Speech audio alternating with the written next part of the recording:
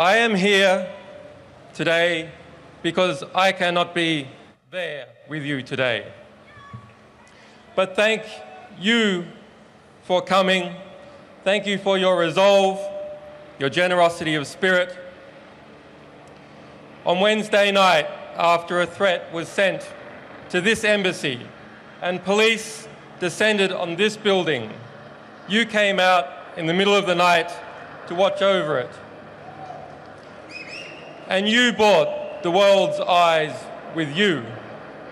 Inside this embassy after dark, I could hear teams of police swarming up into the building through its internal fire escape. But I knew there would be witnesses, and that is because of you. If the UK did not throw away the Vienna Conventions the other night, it is because the world was watching. And the world was watching because you were watching. So the next time somebody tells you that it is pointless to defend those rights that we hold dear, remind them of your vigil in the dark before the Embassy of Ecuador.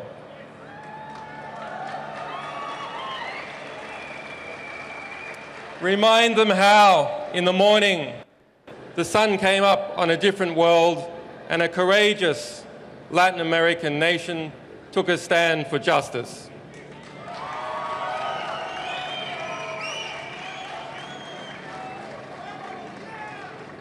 And so to those brave people, I thank President Correa for the courage he has shown in considering and in granting me political asylum. And I also thank the government, and in particular Foreign Minister Ricardo Patino, who upheld the Ecuadorian Constitution and its notion of universal citizenship in their consideration of my asylum. And to the Ecuadorian people for supporting and defending this Constitution. And I also have a debt of gratitude to the staff of this embassy, whose families live in London and who have shown me hospitality and kindness despite the threats we all received.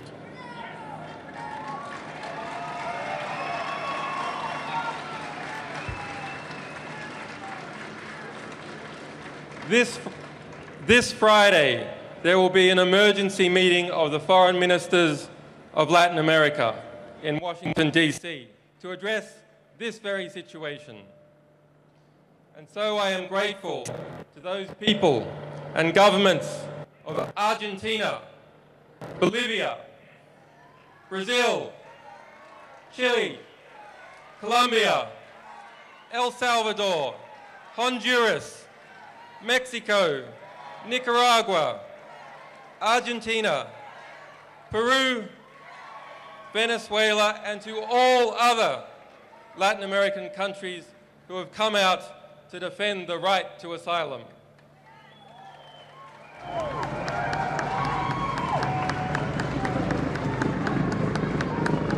And to the people of the United States, the United Kingdom, Sweden, and Australia, who have supported me in strength even when their governments have not.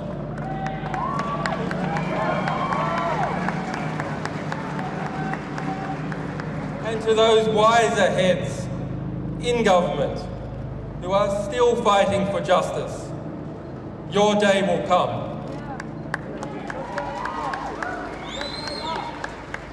To the staff, supporters, and sources of WikiLeaks, whose courage and commitment and loyalty has seen no equal.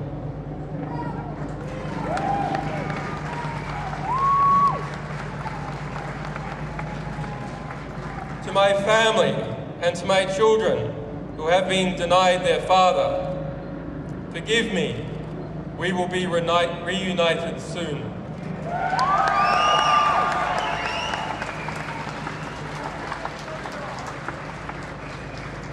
As WikiLeaks stands under threat, so does the freedom of expression and the health of all our societies. We must use this moment to articulate the choice that is before the government of the United States of America?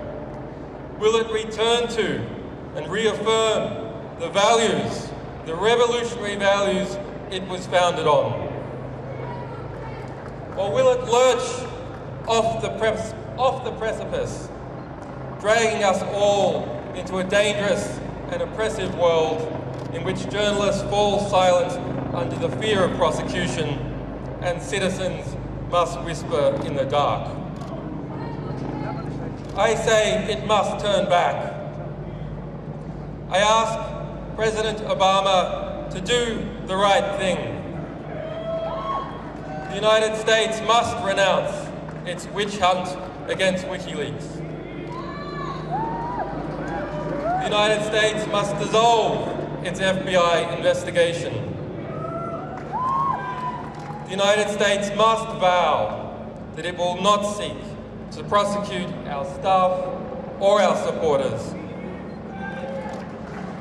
The United States must pledge before the world that it will not pursue journalists for shining a light on the secret crimes of the powerful.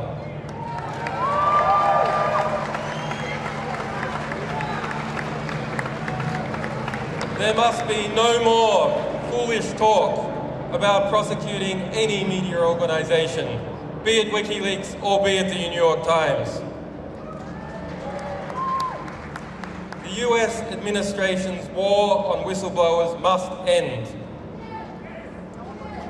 Thomas Drake, William Binney, John Kirikou, and other heroic whistleblowers must be pardoned or compensated for the hardships they have endured as servants of the public record.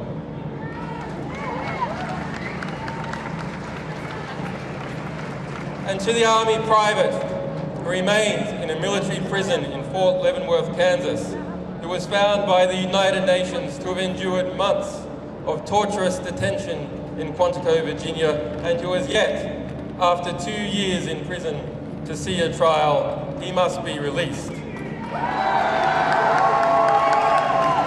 Bradley Manning must be released.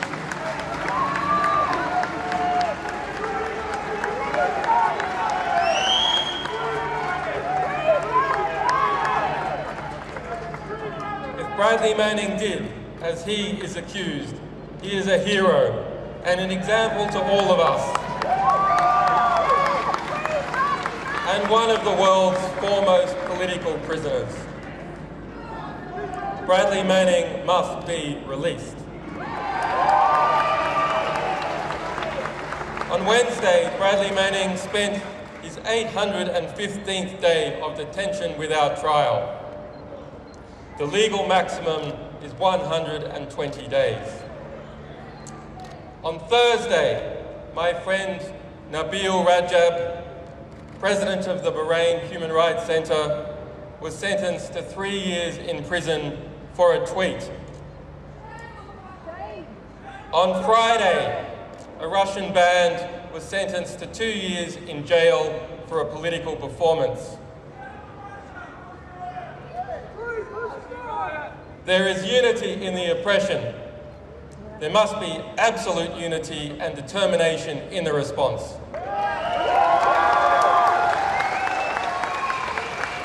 Thank you.